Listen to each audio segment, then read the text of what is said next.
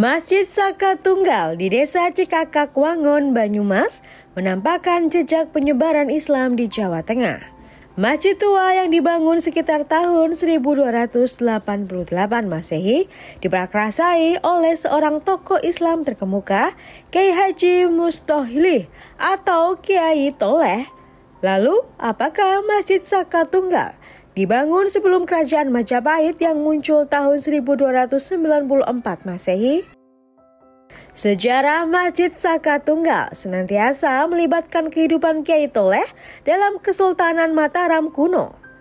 Dalam menyiarkan ajaran Islam, Kiai Toleh menjadikan desa Cikakak sebagai markas dakwah dengan ditandai pembangunan Masjid Baitus Salam atau Masjid Saka Tunggal. Kala itu, Kiai Toleh merasa terpukul melihat masyarakat Cikakak masih melakukan perbuatan menyimpang dari ajaran Islam.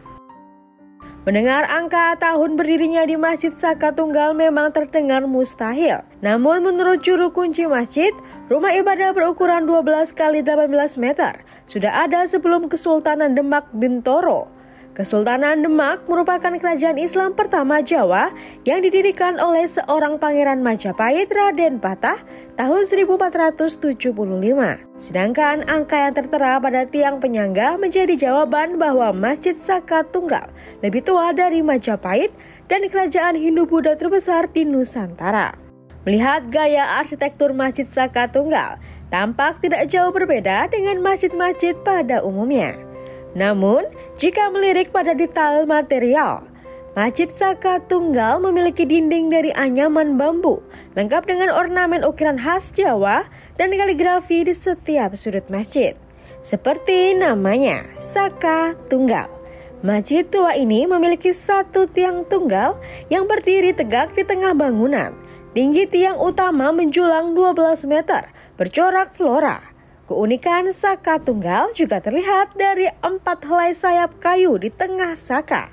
4 sayap tersebut melambangkan papat kiblat 5 pancar atau 4 mata angin dan 1 pusat. Pada mimbar masjid terdapat ukiran berupa 2 buah surya mandala, melambangkan 2 pedoman umat muslim, Al-Quran dan hadis. Meski usia masjid sudah mencapai 735 tahun, Masjid Saka Tunggal tetap berkomitmen mempertahankan bentuk orisinil. Keunikan lain juga terpancar dari luar lingkungan masjid. Bagaimana tidak, Masjid Saka Tunggal memiliki keunikan dengan hadirnya ratusan monyet keramat yang tinggal di sekitar masjid. Ratusan primata menjadi daya tarik wisatawan meski perilaku monyet kerap membuat repot warga setempat. Selain menjadi tempat ibadah dan wisata religi, Masjid Saka Tunggal telah resmi sebagai cagar budaya dan tempat yang dilindungi pemerintah Kabupaten Banyumas. Hutan di sekitar masjid pun masih menjadi habitat dari ratusan kera ekor panjang.